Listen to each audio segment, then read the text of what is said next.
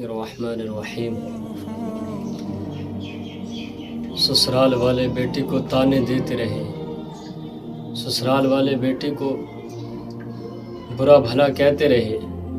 سسرال والے بیٹی کو گالیاں دیتے رہے، سسرال والے بیٹی کو جہیز کا تانا دیتے رہے، سسرال والے بیٹی کو غربت کے تانے دیتے رہے۔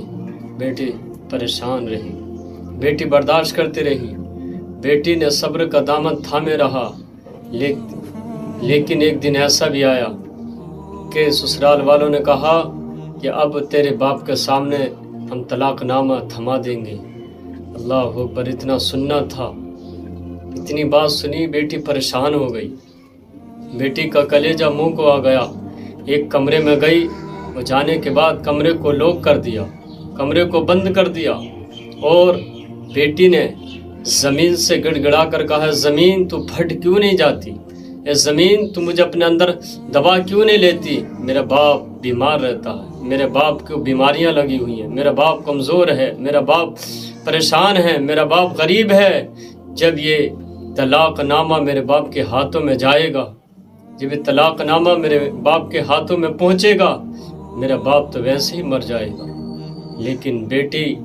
رونے لگی، بیٹی کمرے کے اندر بند ہے، پریشان ہے، رو رہی ہے، اپنے حال کس سے بیان کرے؟ لیکن وہ اپنی لو اللہ سے لگاتی رہی، اللہ کی بارگاہ میں عرض کرتی رہی، مولا تو میرے حال پر رحم فرما، مولا تو مجھے صبر عطا فرما۔ وقت گزرتا گیا، ٹائم گزرا، اب وہ بچی دن بدن کمزور ہونے لگی، وہ دن بدن پریشان ہونے لگی، وہ دن بدن اپنی ٹینشنوں میں زندگی گزارنے لگی۔ کس سے کہے اپنے حال، کس سے کہے؟ کوئی سمجھتا نہیں۔ ایک دن ایسا بھی آیا کہ مسجدوں کے میناروں سے آواز آئی کہ آج فلاں صاحب کی بیٹی کا انتقال ہو گیا۔ اللہ اکبر، اس بیٹی کا جنازہ جب کفن میں لپٹنے کے بعد باپ کی نگاہوں کے سامنے پڑا، باپ نے کہا، بیٹی میں نے تجھے دلہن بنا کر بھیجا تھا، نئے جوڑے کے ساتھ بھیجا تھا، یہ سفید کپڑوں میں، یہ باپ کمزور باپ تیرا اپنے کاندھوں پر جنازے کو کیسے اٹھائے گا، کیسے قبرستان تک لے کر جائے گا؟ سارے زمانے نے دیکھا کہ بیٹی کا انتقال ہو گیا، لیکن کسی نے یہ نہیں کہا، کسی نے یہ بات نہیں کہی کہ اس بیٹی کا انتقال ایک غربت کی وجہ سے ہوا، کسی نے یہ نہیں کہا کہ وہ بیٹی ایک تانے کی وجہ سے مری ہے۔ سارے زمانے کے لوگوں نے کہا کہ بیٹی کا انتقال ہو گیا، لیکن باپ اس زمانے کے لوگوں سے کہنے لگا، یہ بات بولنے لگا کہ تم یہ کیوں نہیں کہتے کہ میری بیٹی مری ہے تو ایک جہیز کی وجہ سے، میری بیٹی مری ہے تو ایک غربت کی وجہ سے، میری بیٹی مری ہے تو تانوں کی وجہ سے، میری بیٹی مری ہے تو سسرال والوں کی باتوں کی وجہ سے، کوئی یہ کیوں نہیں کہتا؟ اگر آج اس کے پاس دولت ہوتی، آج اگر اس کے پاس پلاٹ یا زمین ہوتی، اگر اس کے پاس آج پیسہ ہوتا، اگر وہ مال و اسباب والی ہوتی، اس کا باپ امیر ہوتا، اس کا باپ مالدار ہوتا، اس کے باپ کے پاس زمینیں ہوتی، اگر اس کا باپ بے شمار دولت سے دے دیتا اپنی بیٹی کو جہیز میں، تو آج اس بیٹی کا جنازہ نہیں اٹھتا۔ ہم نے دیکھا، اور کتنی خبریں ہیں کہ روزانہ کوئی بائک کی وجہ سے، کوئی ماروتی کی وجہ سے، کوئی کسی وجہ سے اس بیٹی کے جنازے کو کوئی لے کر نہیں جاتا، کوئی اٹھاتا نہیں۔ کتنی لوگ ایسے ہیں کہ جو صرف دولت دیکھ کر شادیاں کرتے ہیں، لیکن قربان جائیں جو بیٹیوں کی شادی اس نیت سے کرتے ہیں کہ یہ غریب ہے، وہ گھر کے اندر آ گئی، اللہ اس گھر میں برکتیں عطا فرماتا ہے۔ اگر آپ نے کسی کو پریشان کیا، کسی کو ستایا، کسی کو تکلیف دی، اور وہ آپ سے کچھ نہ کہہ سکا، اپنے زبان سے آپ کو برا بھلا نہ کہہ سکا، وہ بستر پر لیٹ گیا، آرام کیا، اللہ کے بارگاہ میں اپنی شکایتیں پیش کرنے لگا، تو آپ کی زندگی کو برباد کرنے کے لیے اس کے آنسو ہی کافی ہیں۔ آپ کی زندگی کو بے سکون کرنے کے لیے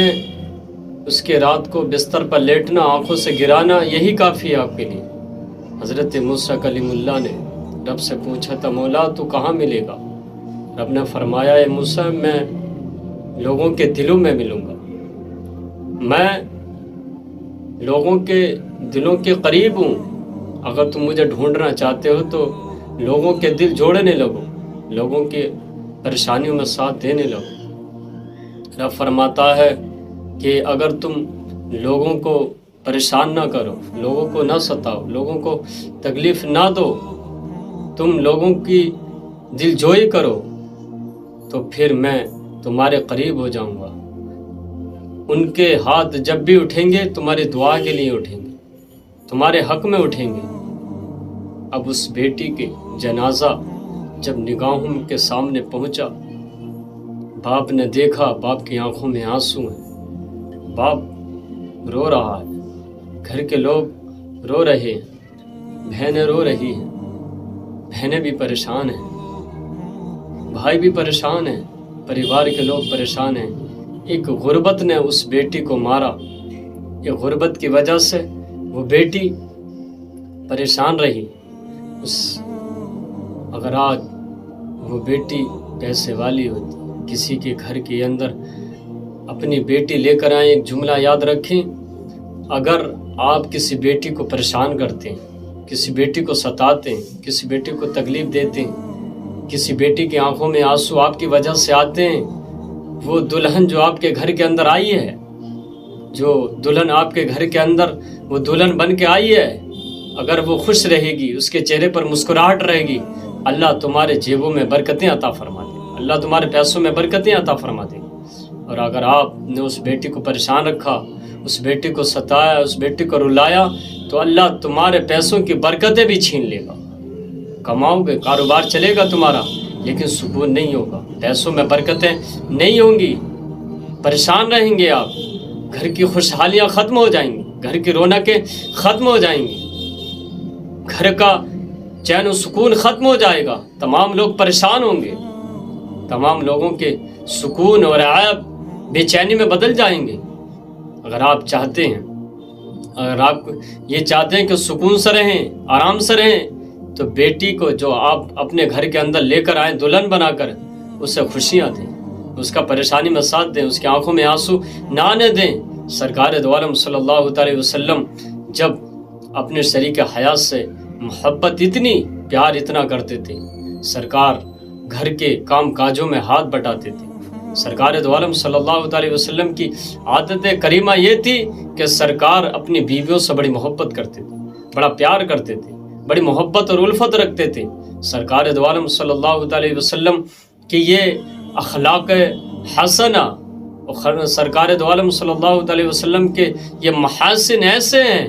کہ اگر لوگ آج بھی دیکھتے ہیں سرکار کا یہ رویہ، یہ اخلاق، یہ کردار، یہ عادتیں، تو لوگ آج بھی اسلام قبول کر رہے ہیں. بتائیں کہ جب اس سرکار کے اخلاق کا یہ عالم ہے تو پھر مصطفیٰ کی چہرے کا اور عادتوں کا عالم کیا ہوگا. تو سرکار دو عالم صلی اللہ علیہ وسلم نے ارشاد فرمایا کہ قیامت کے دن جو لوگ دوسرے کے دلوں کو جوڑتے ہیں، اللہ رب العزت ان کو بغیر حساب کے جنت میں داخل فرما دے گا. آپ کسی بیٹی کو غربت کی وجہ سے، کسی بیٹی کو جہیز کی وجہ سے، کسی بیٹی کو ماروتی کی وجہ سے، کسی بیٹی کو برا بھلا نہ کہیں، تانے نہ دیں، تانا زنی نہ کریں، اس کے عیب